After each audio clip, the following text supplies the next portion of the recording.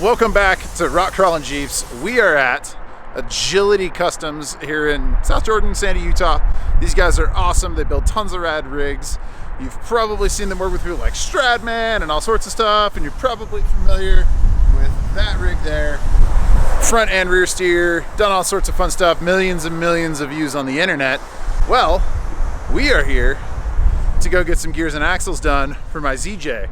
Dylan is out today. Salt Lake City has had 10 earthquakes, and my work closed up early, so we are here with my Dodge and some axles in the bed of it to get all these Yukon gears installed. So we're gonna go into the shop, start getting these things unloaded, and get after it. 3, 2.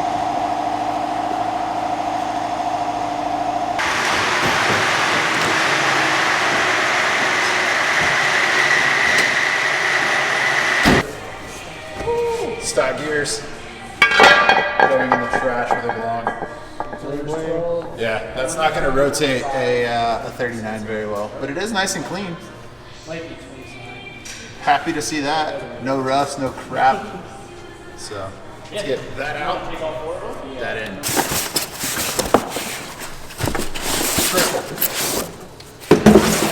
Bam, 538s. Yeah. Oh, all the beef. More than anything, it makes it get yeah. Is this in the FSM? Is this how they... I don't know what that means. Factory service manual? Come on, man. This is how Ford says to do it. Yeah, dude, totally. Yeah, 100%. 2 pry bars.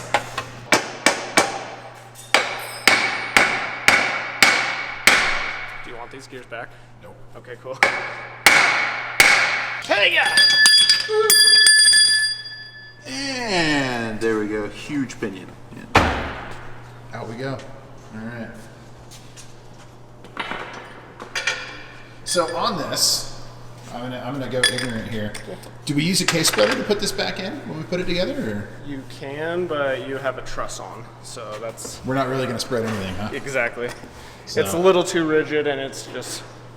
Makes sense. Yeah. Yeah, the housing's not gonna want to stretch anymore. So if you watched the last video where we did that air locker in a parking lot, you'll know that we did in fact borrow a case spreader because we couldn't get the 30 opened up far enough. So just give and take on some of these. I guess some we do, some we don't. And typically,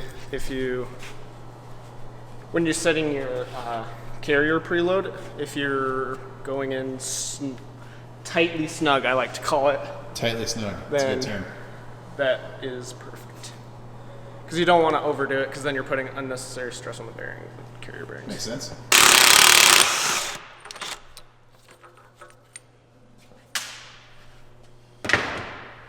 Yeah, we got our new U-joints coming from Yukon for that tomorrow.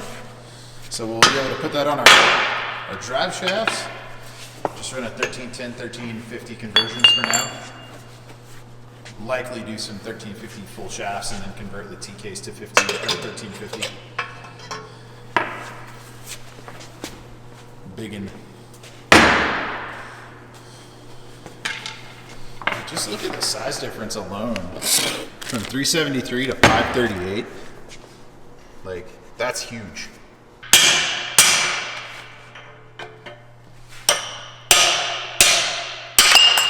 So this is great. We were actually just talking about this and what comes with this kit and the inner axle seals. I don't think every manufacturer includes those, so it's really cool that Yukon does. And if for some reason you're not using Yukon gears, make sure you get those and do those, because nothing is more fun than swapping everything to realize you have a leak. You still have everything. And then you have to tear it all back apart again, so that's super fun. So, you know, spend 20 bucks maybe, and just get some fresh ones while you're going ahead and doing all this. You're pulling the pinion bearing to get to the shim stack. Yes, sir. Why are we pulling that? Because we want to have it as close as... Because this is typically OEM set, and we want to keep it within OEM spec. So what that means is we're going to pull the bearing, we're going to measure that shim stack, and or just swap that shim stack for mock-up purposes, and then we're going to put it all back together and see if we need to make any adjustments based on our gear pattern. Alright, so I spared you the noisy bit of pulling that, but you can see, I mean, it's not a ton of shim there.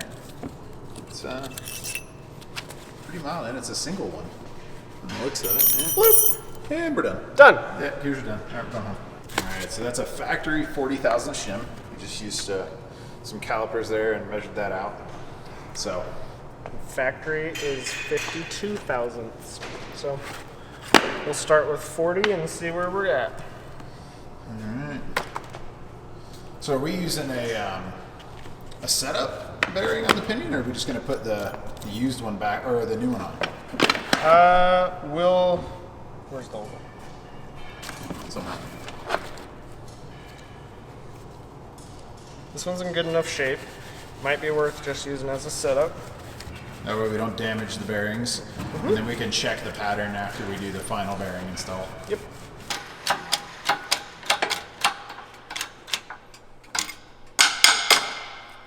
Just that easy. Just that easy. She's pressed in. And in the interest of doing things, I don't know, it's a little faster, a little easier. We just went ahead and used the new bearing. It's not a big deal. So we've got that ready to go. And if we don't have to make any changes, pinion's essentially done. Putting our new race in.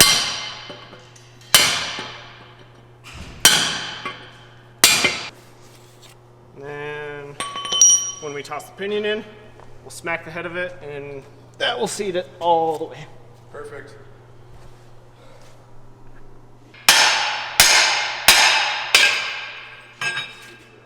There it goes. Now we gotta find a longer piece. Yeah. So the main reason we replaced these is not because they were bad. It's because we put 400 degrees into that housing when we did the welding. So we didn't want any leaks. So we've cleaned everything up, new races, new bearings, all the goodies. Now, I'm gonna mock this pinion up.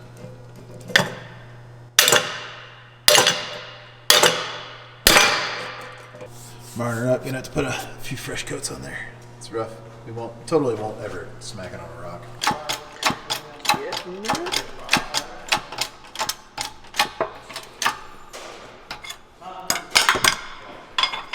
Bam! Shiny new lacquer.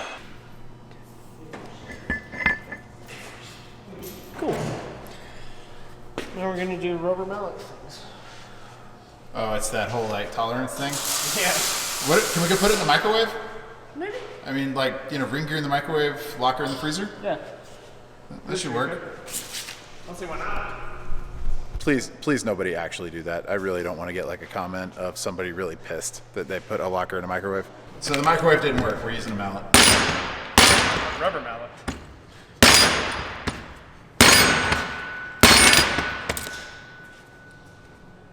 .538 ring gear on. What are we doing? Just tighten up the good old bolts before they go in their final home. Look at that. So much sexiness. I'm a huge fan of full case air lockers. They're beautiful. I love them. Selectability is the way to go. My old rig, anybody that's familiar with my black Grand Cherokee, had a Hyperman 44 and a 9-inch with a Spartan locker up front and a spool in the back. And me and Nick were talking earlier about how many times I broke that 9-inch and ejected the spool and the caps and everything. So, moral of the story is, get selectables, be able to turn it off, be able to turn better, be able to enjoy it in a parking lot. And get air lockers. Yeah, and enjoy air lockers. More specifically, Yukon air lockers. Maybe a Yukon Zip. Who knows? Yeah, who knew? Yeah, Yukon. That's weird. I think I'm wearing a beanie from them. It's crazy. All right, so we got the ring gear on, all torqued up. Putting some paint marker on there for the final step. And then, what do we got? Air collar, a mock-up bearing, and some shims, and in she goes. Yep, let me start. We're getting there. 35. So we're 35 thousandths. And what do you think we want to go to? We'll try 25. Okay. Let's see how that goes. So what are we trying to eliminate here? We are trying to set the pinion bearing preload, so essentially how much stress is on the bearings themselves. Gotcha. So we were a little loose, which means we had too much shim. Yep. So now we're going to get rid of a little shim. Yep. And see how that does. Yep. Exactamundo. We'll go for 20. And this is just one of those little intricacies on gears. You're going to take it apart and put it back together a few times. Go till it goes. It's the nature of the beast. You're going to do it 2 or 3 times. It's just the way it is. Got her all set in there. And it felt pretty good going in. So Nick was pretty happy with how it felt, so it was a straight up guess on the preload, but we'll see what it comes out to. Just got to clean something off real quick. yeah, little cap clearance issue for the, I'm guessing that's for the airline? Yeah. You always have to. So we've got our airline here ready to go. We'll drill a little hole right up in here and boom. Just so everyone understands what we're doing, there's the airline, there's the bearing cap, and we're just making it a little shinier on one side. Yep. Just so it clears and we don't rub a hole in that copper line there, because that means no locker and that's not good. Yep. That's a real pain to fix. I don't want to do that. All sorts of fun stuff going down though. Sit with Jesse Haynes' fab buggy. Actually welded up the main bit by my buddy Kyle over at UC Fab. So that's pretty rad. So this is going to tell us the distance in thousands between the pinion ring teeth and then the ring gear teeth. And what are we looking for? Roughly about, not roughly, it's precise. Precisely about 6 to 10 thousandths Okay. of an inch.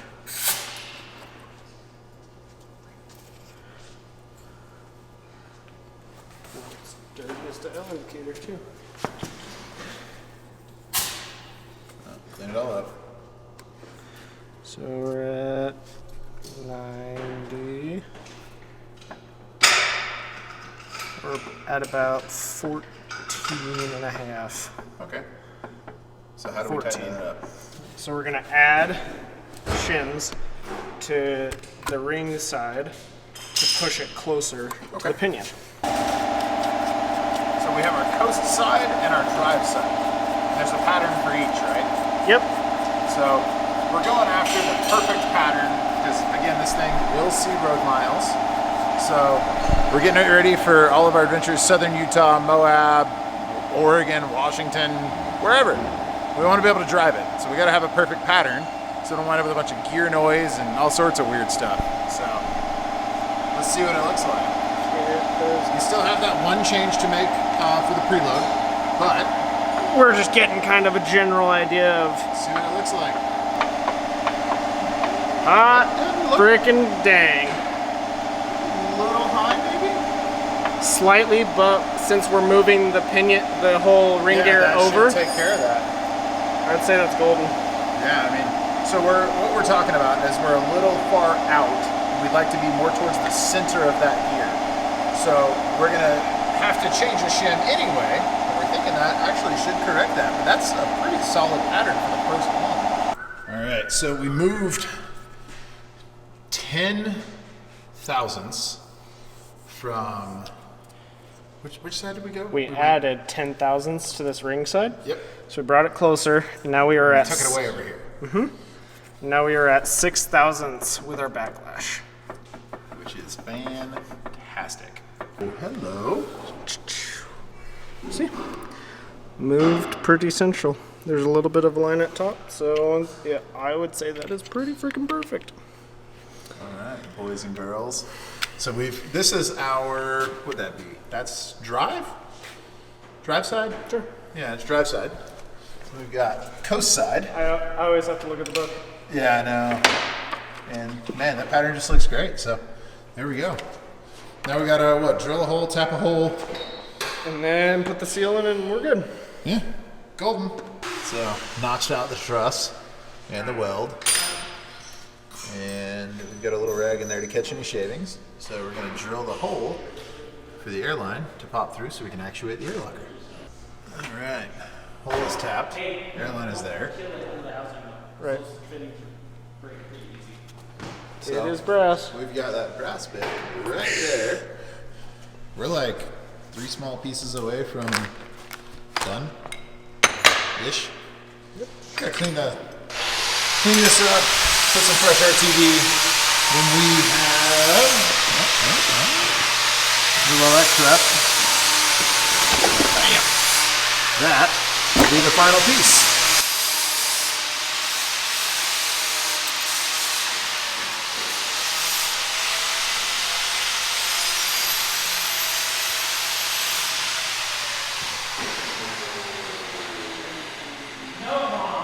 Out she goes.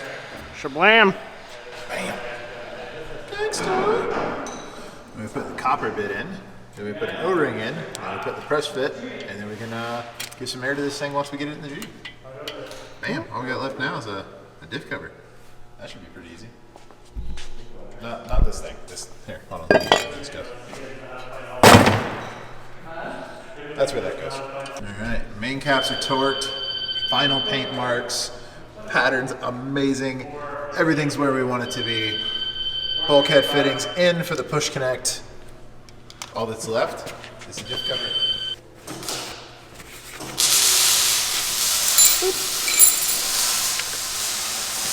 Done. Give her the old tap tap taparoo.